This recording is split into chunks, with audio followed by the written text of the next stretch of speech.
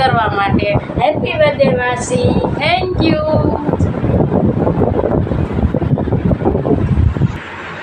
તો અહીંયા મારી ખાસ ફ્રેન્ડ મારી જીગરજાન આવી ગઈ છે મને વિશ કરવા માટે. આખી દુનિયાનો ખુશ રાખવાવાળો ભગવાન હરપલ તમારી ખુશીનો ખ્યાલ રાખે. Many many happy returns of the day. Thank you so much bestie. જય દ્વારકાધીશ બધાને. આજે છે 24 તારીખ અને આજે છે મારો બર્થડે.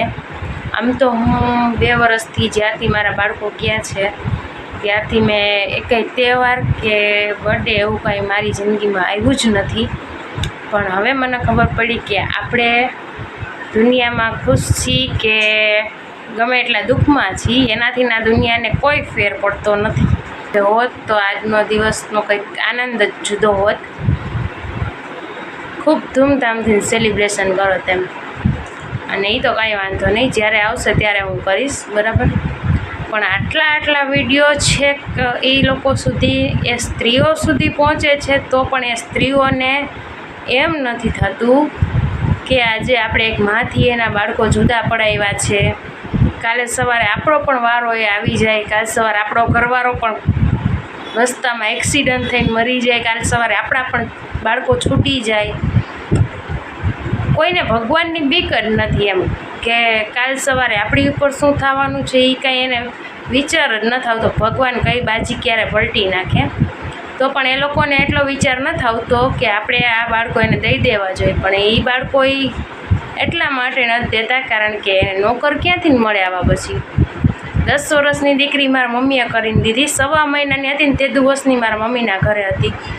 તો એ લોકોને તો તૈયારમાંથી આવડી મોટી દીકરી મળી ગઈ છે કામ કરવા. તો પછી થોડીને કોઈને જીવ હાલે અત્યારે આવી રીતે રેડીમેડ નોકર મળતા હોય તો કાંઈ વાંધો નહીં. તમે તમારે જેટલો હિસાબ દેવાની તમને તેવડ હોય એટલા દિવસ મારા છોકરા રાખો તમારી પાસે. ઉપરવાળાના ચોપડે બધાય એક પલના હિસાબ લખાય જ છે, બરાબર. અને સવારમાં ફ્રેન્ડ ને બધા આવી ગયા હતા. તો જેને મને વિશ કર્યું એને બધાને થેન્ક યુ.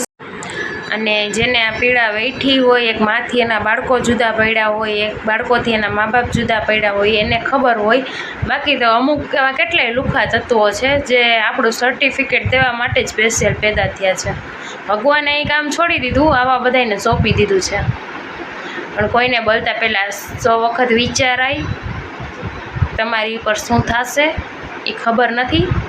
ઉપરવાળો બધાયનું ધ્યાન રાખીને બેઠો છે, બરાબર. એટલે આવા લોકોનું તો કાંઈ મગજમાં લેવાનું ન હોય.